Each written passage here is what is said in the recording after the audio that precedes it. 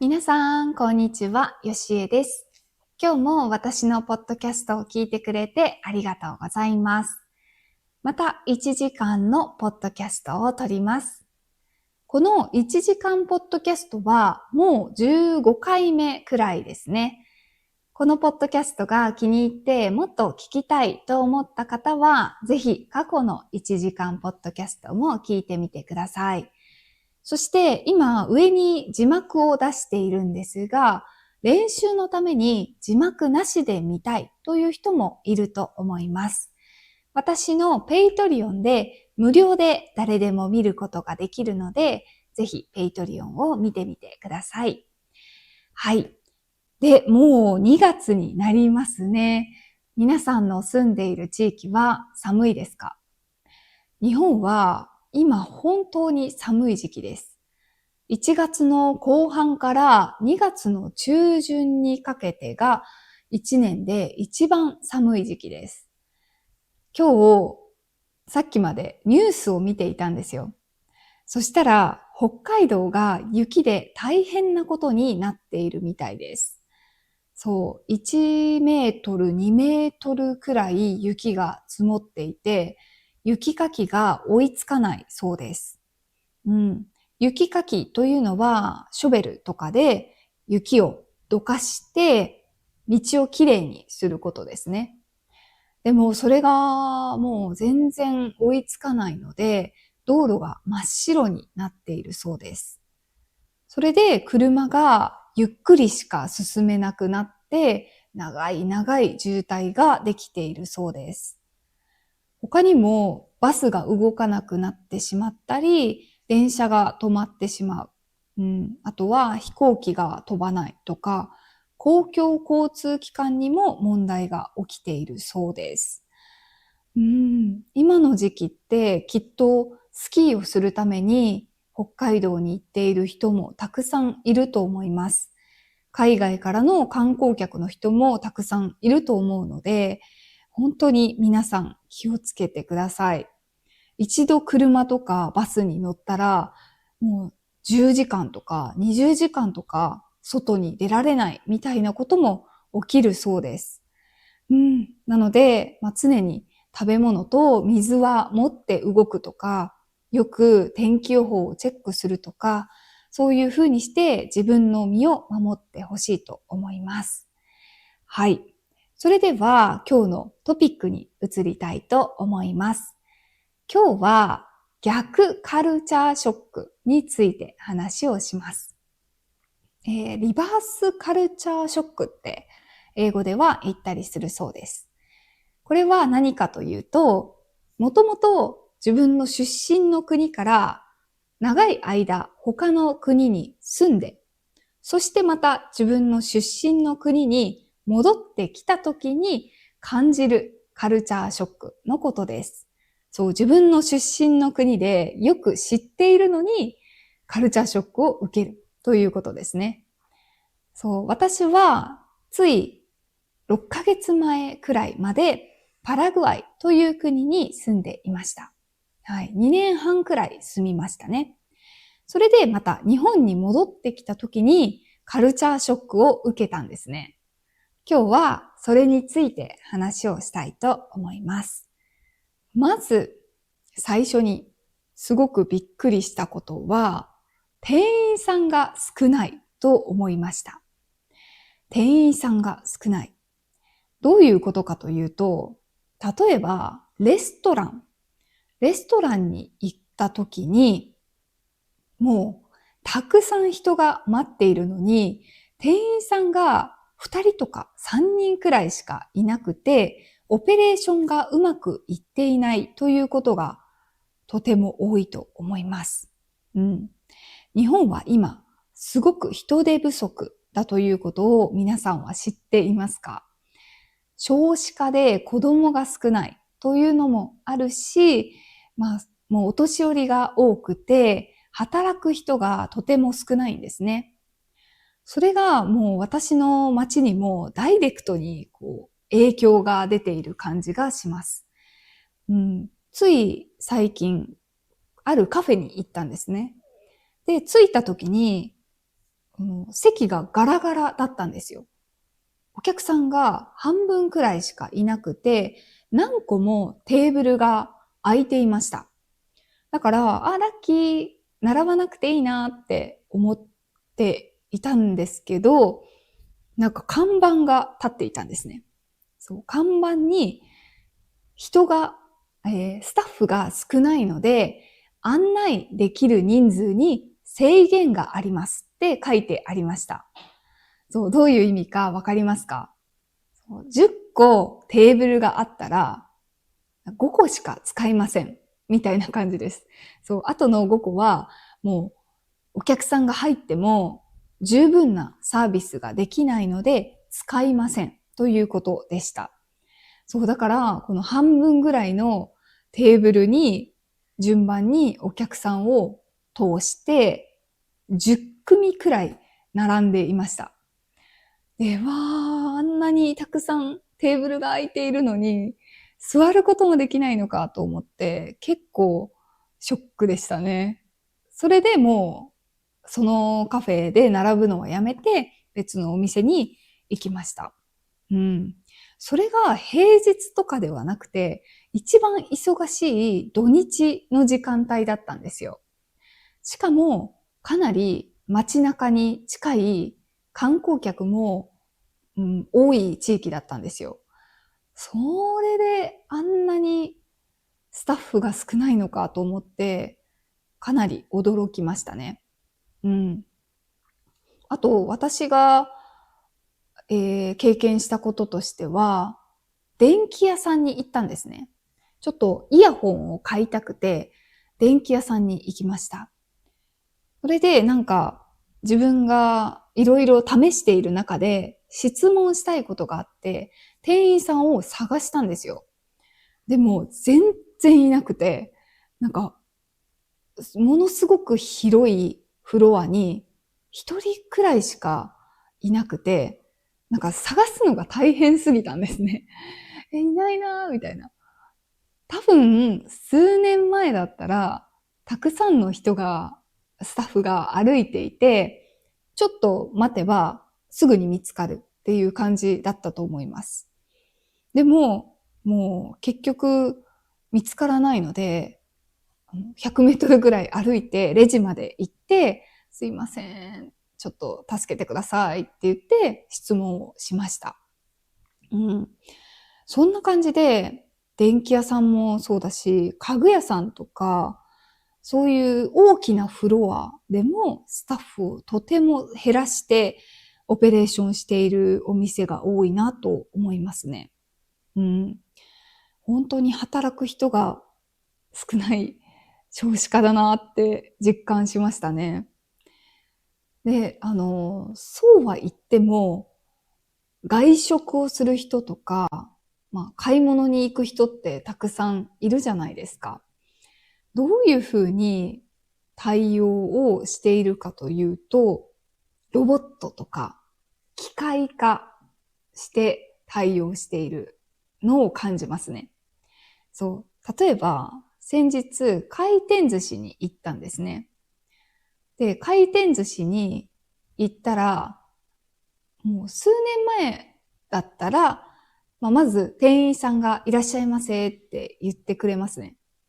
うん。そして店員さんが席まで案内してくれます。それでなんか飲み物とかどうしますかみたいな風に聞いてくれます。うん、で、そっからはもう回転寿司なので自分で好きにお寿司を取って食べていたと思います。うん、で、食べ終わったらお会計のレジまで行って店員さんにお金を払うというスタイルだったと思います。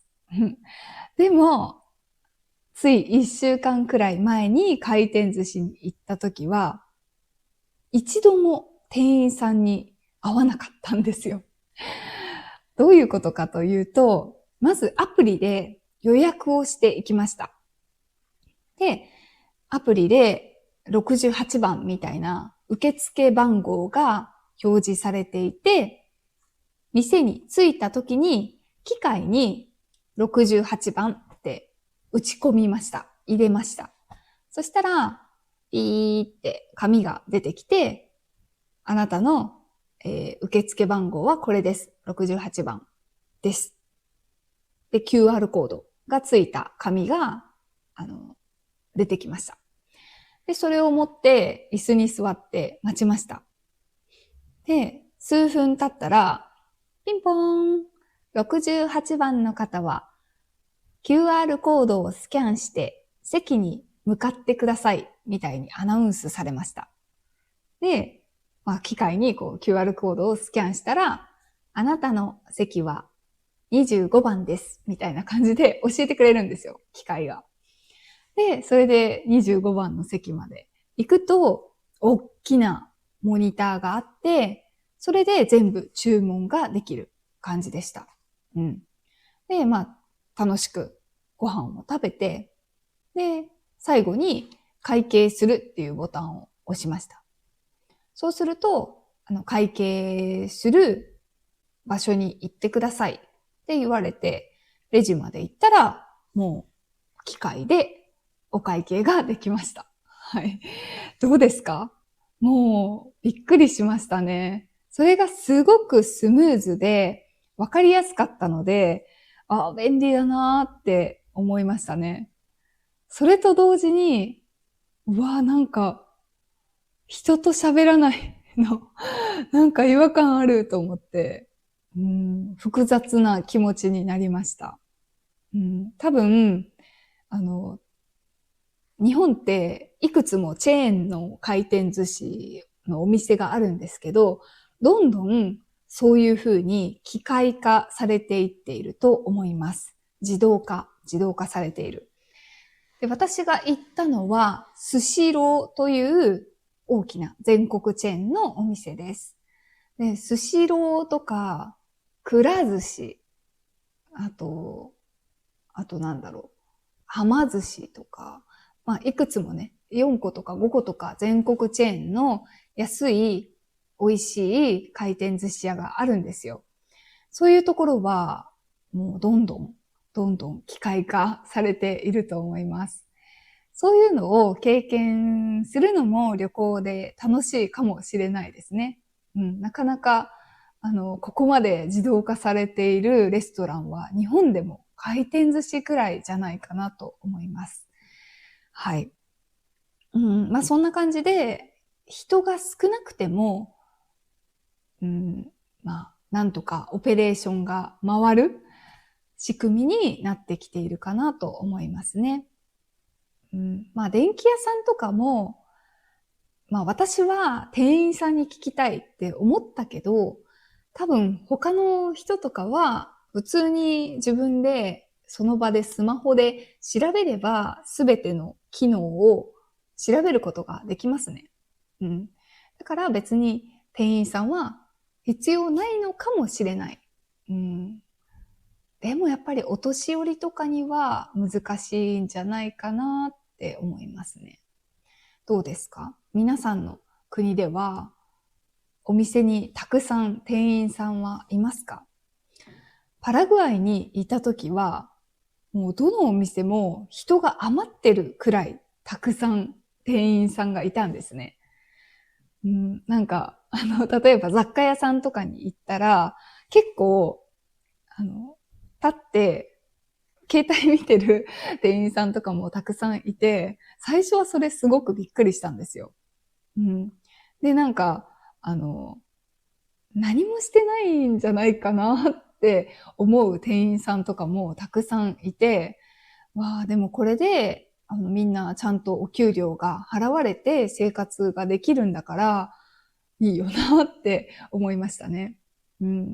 逆に今、日本では、働く人が少ないっていうのもあるし、働きたくても、そんなに長く働けないっていう人もたくさんいるんですよね。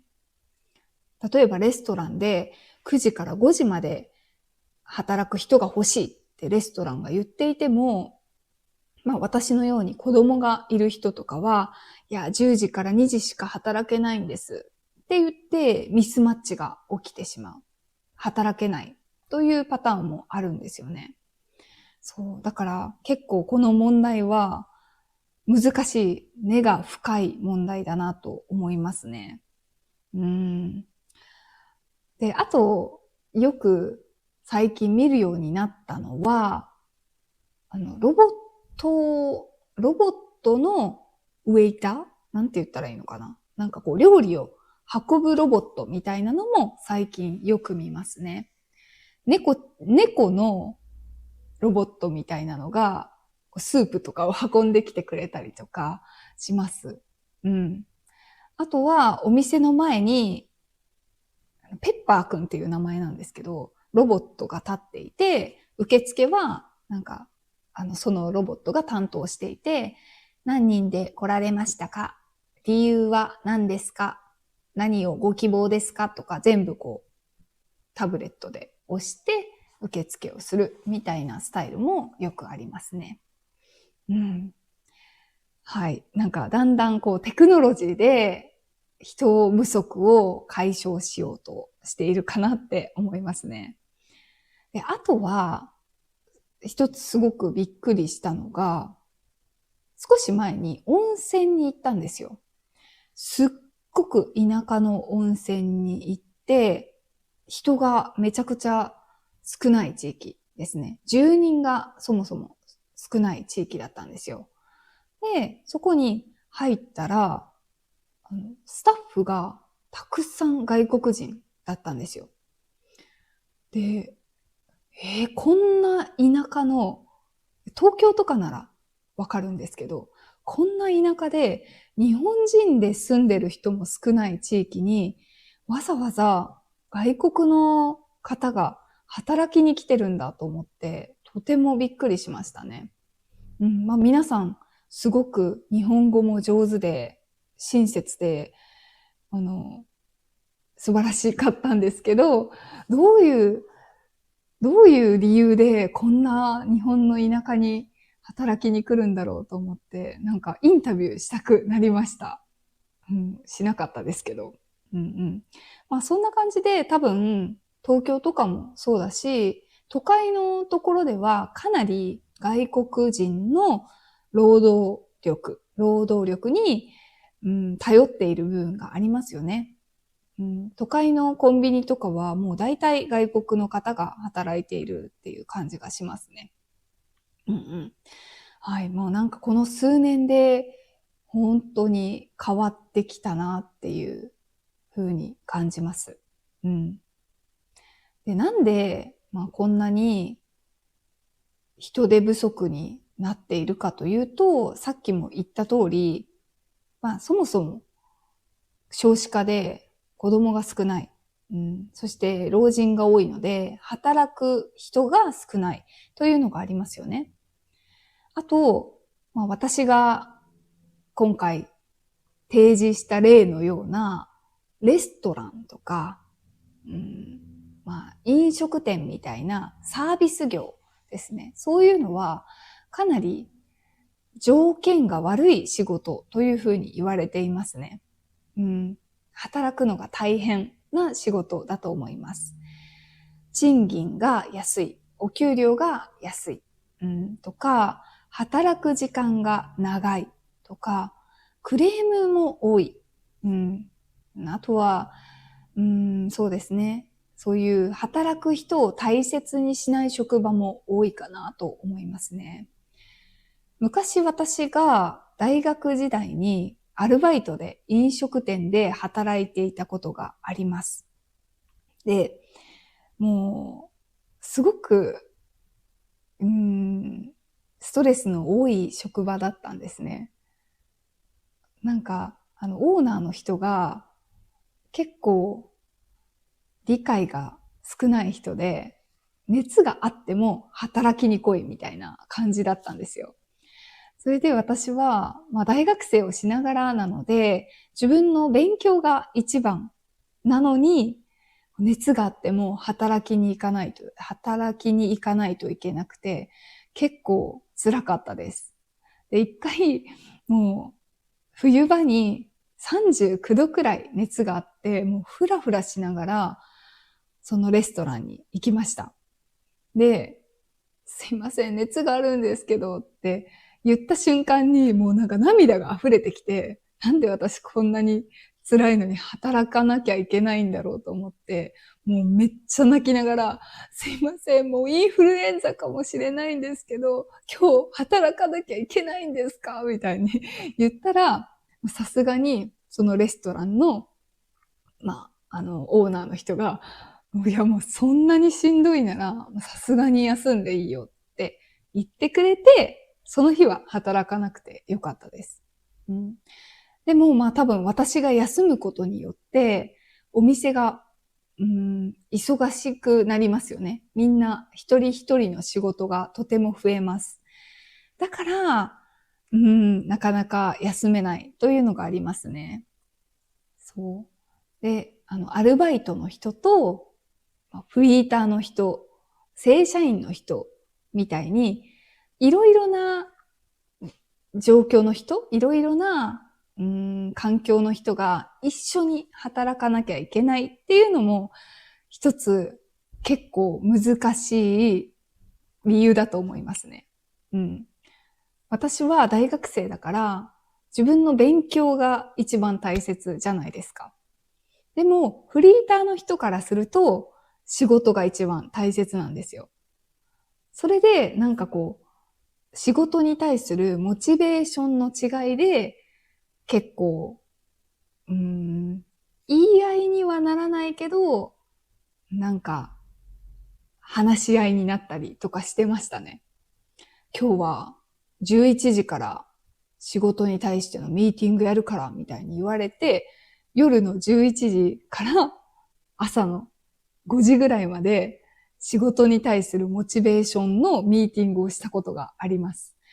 でも意味がわからないと思って、私もう次の日の朝8時から大学の授業あるのに、なんでこんな夜中にミーティングしないといけないんだと思って、もうすっごく腹が立ったんですけど、当時の私は多分19歳とかくらいだったので、そんな大人に何か意見を言うこともできなくて、どうしたらいいかもわからなくて、従っていましたね。今になったら、それがおかしいっていうことがわかるんですけど、うん、学生には難しかったですね。はい。そう、日本のサービス業は、そういう学生とか、もう知識がない、まだ社会経験が少ない人も一緒に働くということが結構、なんて言ったらいいんだろう。難しいと思いますね。長く続けない人もすごく多い。で、どんどん人が辞めていくと、それだけまた教えるためのコストがかかりますよね。そんな感じで、いろんな理由が重なって日本の人手不足があるのかなって思いますね。で、そういう日本の、というかレストランとかの人手不足を防ぐために、最近は、その従業員をすごく大事にするレストランも増えてきていると思います。昔はお客様は神様、絶対お客さんを大切にして、接客も一生懸命やって、もう何でも言われたら、はいって言うっていうスタイルが普通だったんですよ。でも、最近は、無理なことは無理って言おうみたいな空気に変わってきたと思いますね。で、また一つエピソードがあるんですけど、ラーメン屋さんに行った時に面白い張り紙を見つけました。そう、壁に紙が貼ってあって、お客様は神様です。でも、店員も宝です。何かクレームや、お怒りなことがあれば、店長に言ってください。絶対にスタッフには言わないでくださいって書いてあったんですね。で、それを見て、すごく、新しい考え方だなと思いましたね。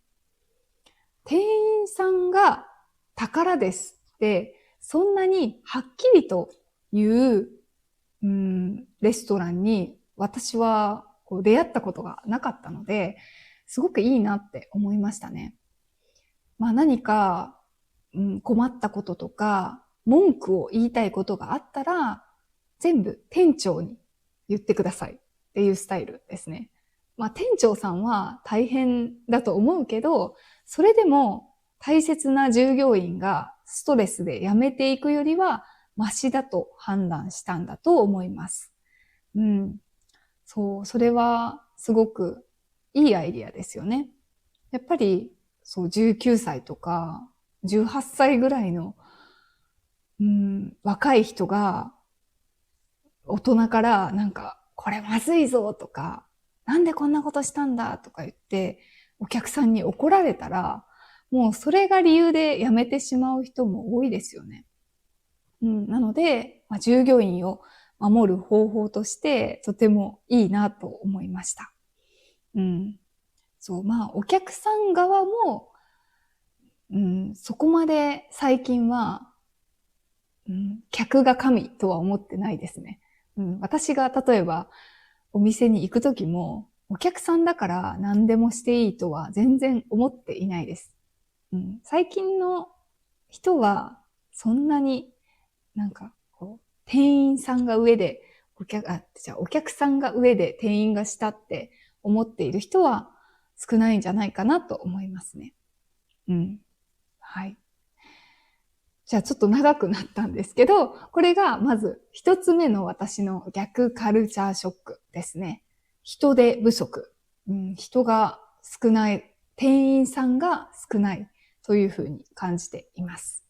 はい。次の逆カルチャーショックは、どこでも行列を作るということです。はい。みんな並ぶのが大好きな国民性なんですよね。これは私がパラグアイに住んでいた時は全くなかった文化なんですね。どこでも大体空いていて何か食べたいとか何か体験をしたいと思った時も待たずにやることができました。でも日本はそうはいきません。大体どこでも並ばないといけないんですね。例えば、つい最近聞いたニュースで、東京のバナナジュース屋さんの話があります。そのバナナジュース屋さんはとても小さなお店で、数年前から平和に普通に営業していたんですよ。でも、ある日、SNS でバズったらしいんですよ。それで、その日から、もうたくさんの人が、その小さなお店に行って、行列を作るようになりました。で、もともとすごく小さなお店だったので、もう、そんな行列を作られることに慣れていなくて、すごく大変だというニュースでしたね。皆さんはバナナジュース1杯のために1時間も2時間も待てますか？私はちょっと難しいかなって思いますね。あと今、東京の伊勢丹というデパートでサロンドゥショコラというチョコレートのイベントがやってるんですね。バレンタインがもう少しなので、今そのチョコレートフェアがとても人気らしいです。で、そのフェアに入るために、整理券という、チケットみたいなのを、まず朝にね、配ったそうなんですよ。で、そのチケットが9時から配られるのに、みんな6時とかから並んでいたそうです。早い人は。そう。でも、8時とか9時ぐらいに行くと、800人とか900人くらい待つ列ができていたみたいです。信じられますか？もうびっくりですよね。私も同じ日本人なんですけど、その日本人の何かを手に入れたいとか、何かを食べたいっていうことに対するパッションは驚きますね。びっくりします。そこまで、私チョコレートは大好きなんですけど、チョコレートを買うために朝の6時から並べないなって思いますね。1時間くらいなら待てるかな。1時間でもちょっと嫌かもしれないって思います。どうですか皆さん。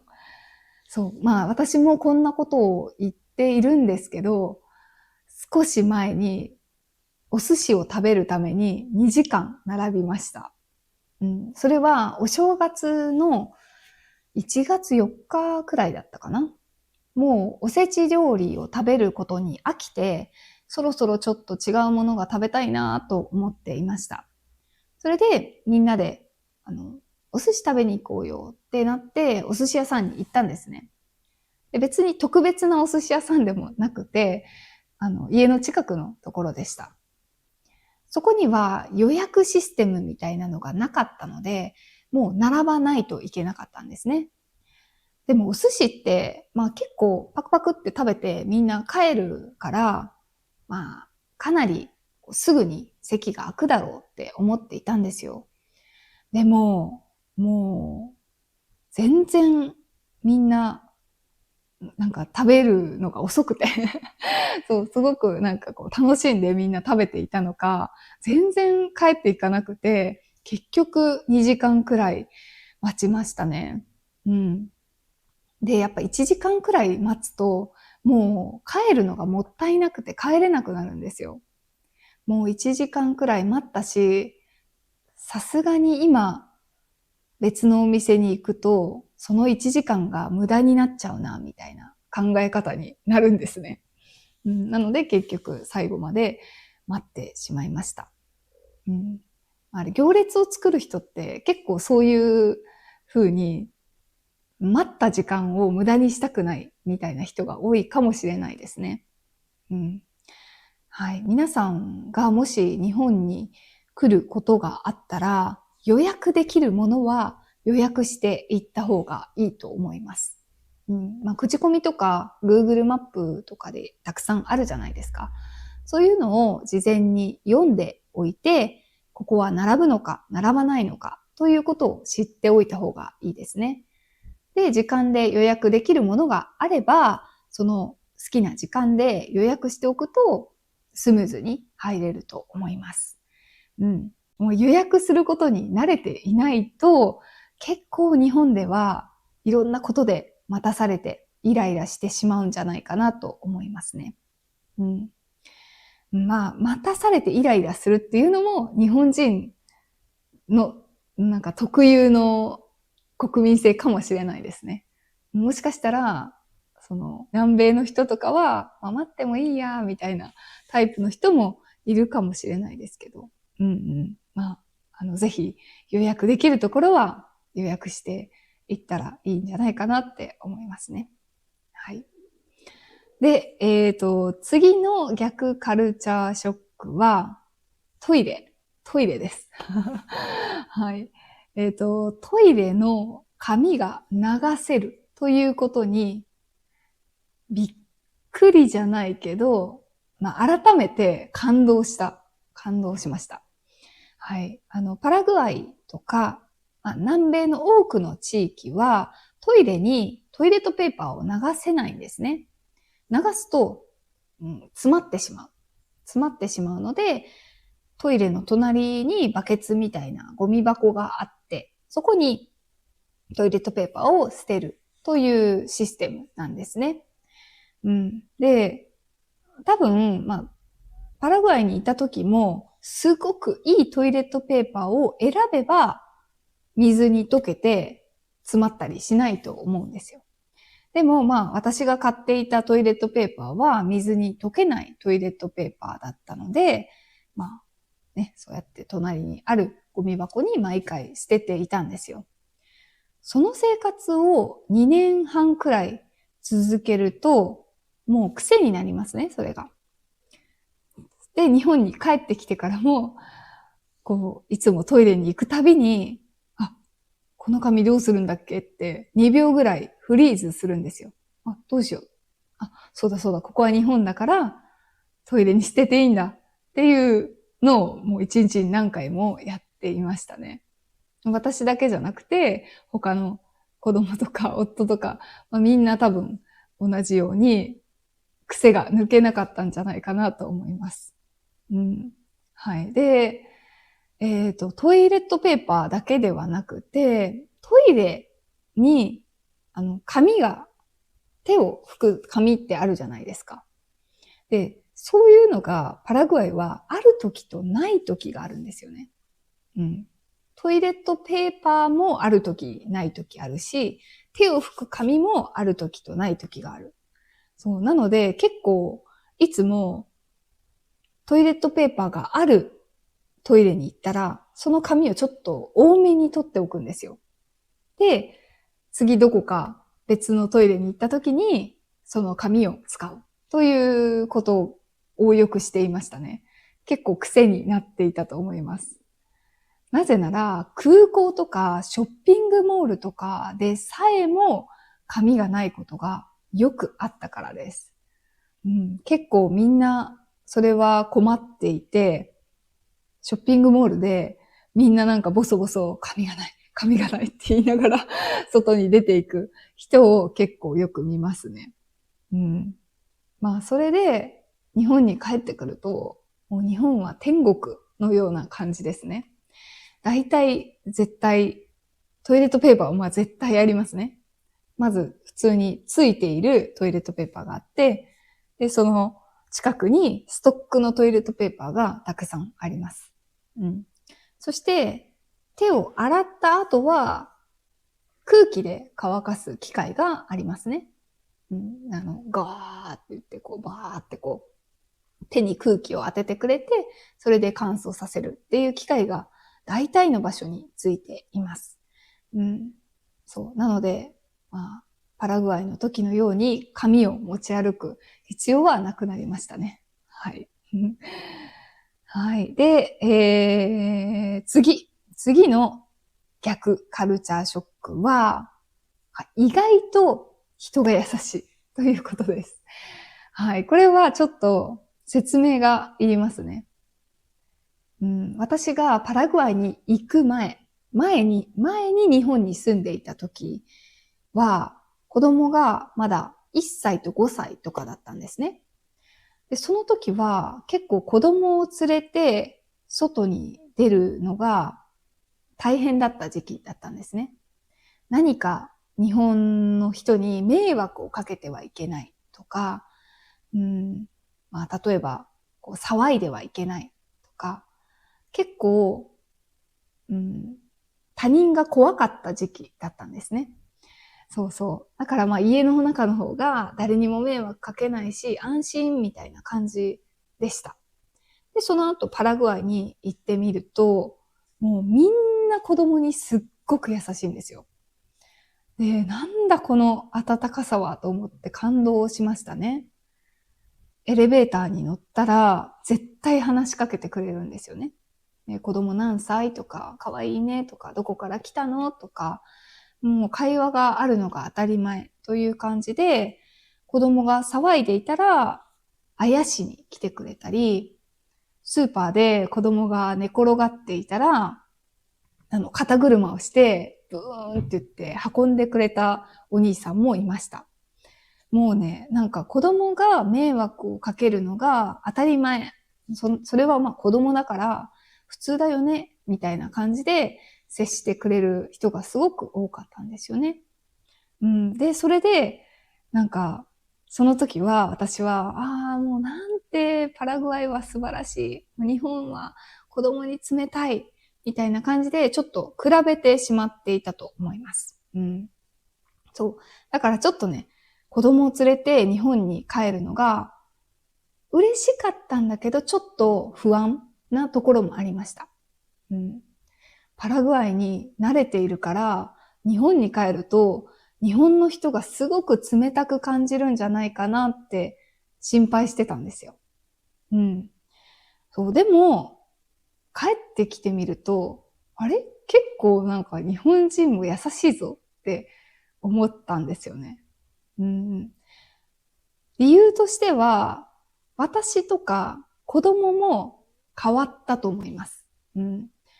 あまりにもパラグアイでいろんな人から優しくされたので、子供たちはとてもフレンドリーな子供になりました。例えば日本の店員さんにも、こんにちはって言ったり、ありがとうって大きな声で言ったり、いつもニコニコしています。みんな大人は自分に優しくしてくれるのが当たり前と思うようになったと思うんですよね。そういうふうにニコニコしていると、日本の店員さんも結構みんな優しいんですよね。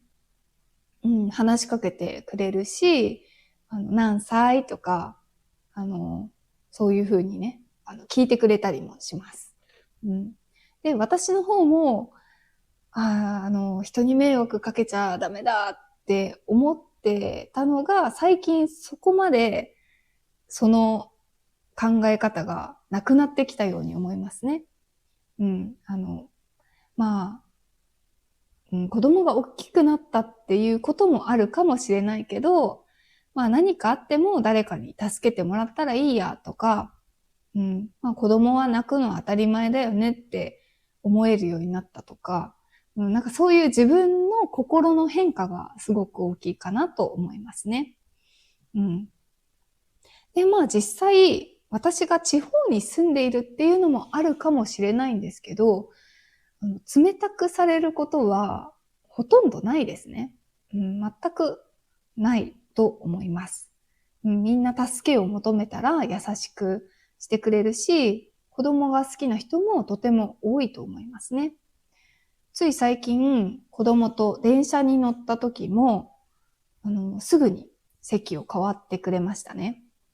なんか私が座っている席と子供が座っている席が斜めだったんですね。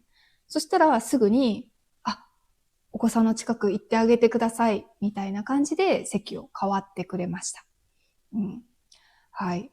なので、心配してたような日本人冷たいみたいなことは起きなかったですね。これはすごく嬉しいことでした。東京とか都会だったらどうなのかちょっとわからないですけど、地方に住んでいる私は日本人がとても優しいと思いますね。はい。で、次の逆カルチャーショックは、また子供関係で、子供が一人で外に遊びに行くということです。はい。で、これは自分が子供の時は、昔すごく治安が良かったので、当たり前のように5歳とか6歳くらいから外に一人で遊びに行っていましたね。でも、時代が変わって、最近ではどうなのかな？なんか何歳ぐらいで遊びに一人で行かせていいのかなって分かっていなかったんですよね。で、もちろんパラグアイでは親なしで公園に遊びに行くとかできなかったので、日本に帰ってきてちょっとね、楽しみにしていた部分です。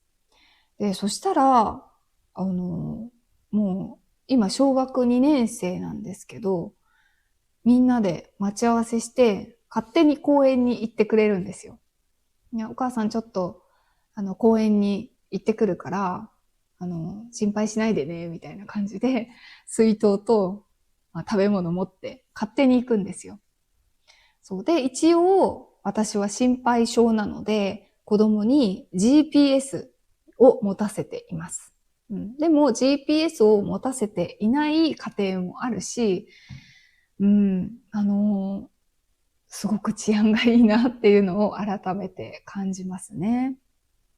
それで、暗くなる前にみんな好きな時間に家に帰るんですよ。で、私はまだちょっと心配なので、迎えに行くんですけど、迎えに来ていない親もたくさんいるんですね。で、あとは学校に自分たちだけで行くというのもすごくいいなって思いますね。パラグアイにいた時は毎日、車で送って車で迎えに行くというのが当たり前だったんですけど、日本の小学校は子供だけで通学します。朝になると地域の家の近くの人が広場みたいなところに集まります。で、そのグループで学校に向かうという感じですね。で、学校が近くなってくると、もうたくさんのグループが集まってくるので、危険なことがまずない。怪しい人が入ってくる空間がないっていう感じですね。交通事故とかは少し心配なんですけど、その横断歩道みたいなところでも旗を持って立っている大人がたくさんいます。だから交通事故もあまり心配はしていないですね。これは本当にありがたい。親としてはとってもありがたいなって思いますね。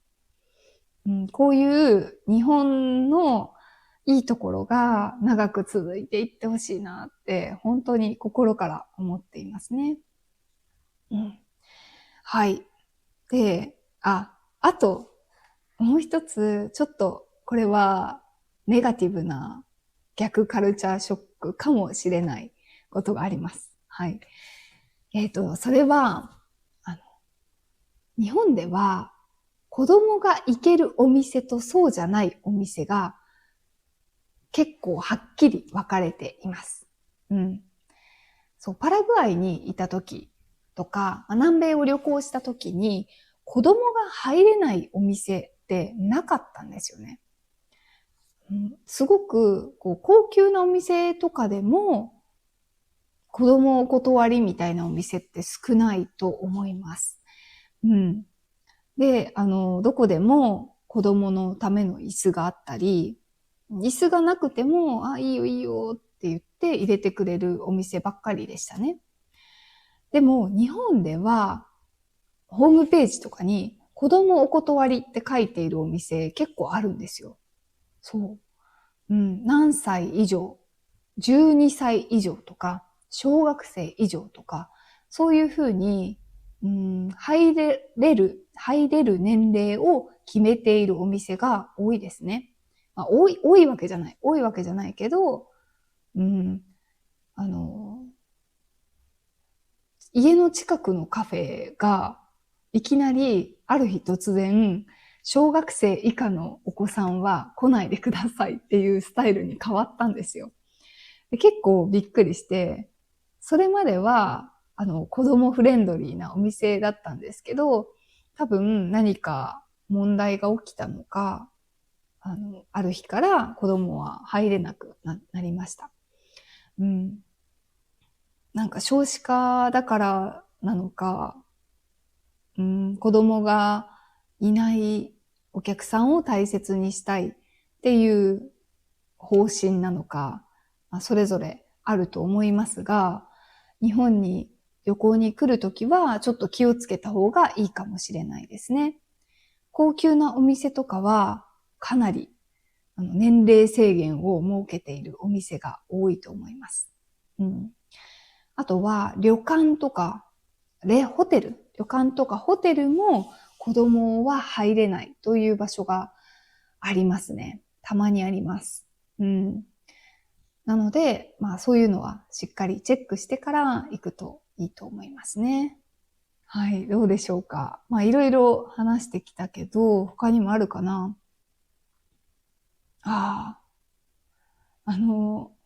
逆カルチャーショックで、友達と予定を立てるときに、すごく先の予定になるっていうことがありますね。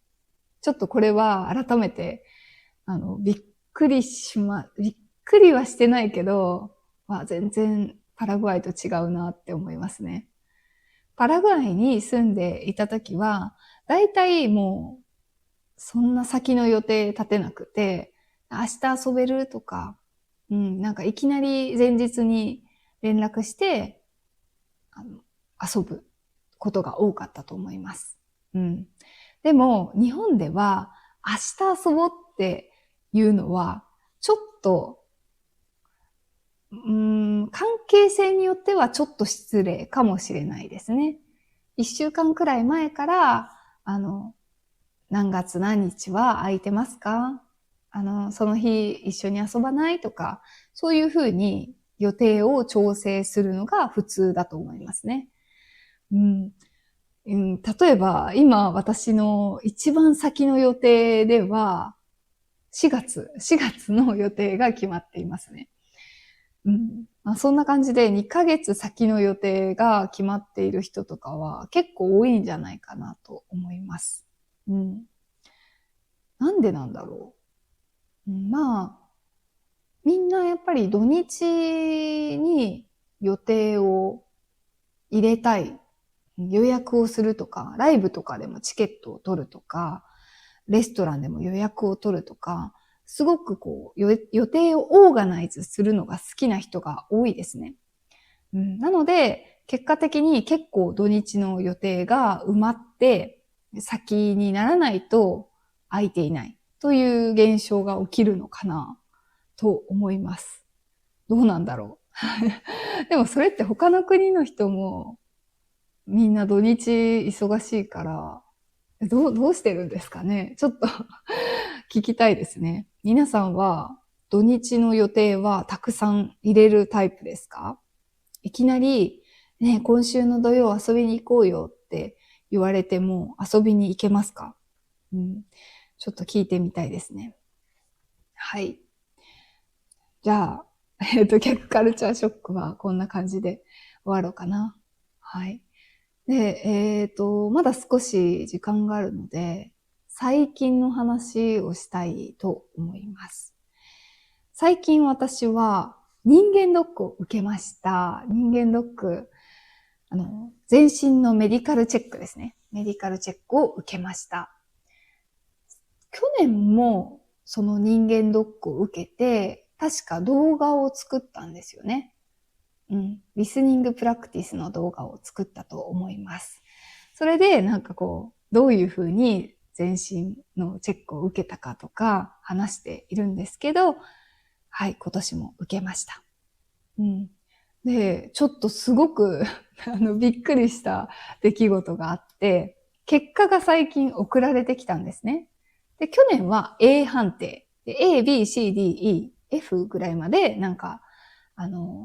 結果のランクみたいなのがあって、もちろん A だとすごく健康。で、B だとちょっと問題あり。で、C だと本当にすぐ病院行ってみたいな、そういうのがあるんですね。で、私がパッて結果を見たときに E だったんですよ。E。で、結構、ってなって、頭が真っ白になって、E ってどういうことみたいな。すごく不健康ってことと思って、しばらく何も考えられませんでした。で、よく見たら、E は通院中ってなってたんですよ。通院というのは病院に通っているということです。で、病院通ってるってどういうことだろうと思って、私今、いろいろ継続して飲んでいる薬があって、花粉症の薬ですね。花粉症の薬を毎日飲まないといけないとか、いくつかそういう薬があるので、そのことかなと思って病院に電話しました。E 判定だったんですけど、どういうことなんですかねって聞きました。そしたら、多分、問診、お医者さんと話しているときに何か継続して飲んでいる薬とか行っている病院はありますかって聞かれましたよねみたいに言われて、確かに言ったと思いますって言いました。そしたら、その電話の話している人が、それですね、みたいな。今、カルテを見たんですけど、何も問題はないので、そのお医者さんに話した内容が、原因でいい判定になってるんだと思いますって言われて、めちゃくちゃ安心しました。はい。なので、今年も健康な体で1年過ごせるなと思って、とても嬉しかったです。はい。皆さんは皆さんは健康ですか？大丈夫ですか？もしね、不安なこととかがあれば、ぜひ健康診断に行ってほしいと思うし、何か不安なことがなくてもね、健康診断は1年に1回くらいは行ったらいいんじゃないかなって思います。はい。それではだいたい1時間くらい話したと思います。今日のトランスクリプトは、ペイトリオンで配信する予定。はい。今日の動画のトランスクリプトはペイトリオンで配信をします。ぜひそちらもチェックしてみてください。いろいろ限定のコンテンツを作っています。例えば、すごくプライベートな Vlog とか、あと料理を作って紹介する動画とかも作っています。あとは、オーディオ ebook とかで分かりやすく日本の文学を紹介していたりもします。ぜひぜひペイトリオンを見てみてください。はい。それでは今日の動画が面白いね、いいねと思った方はぜひチャンネル登録と高評価、インスタグラムのフォローもお願いします。ではまた次の動画でお会いしましょう。バイバーイ。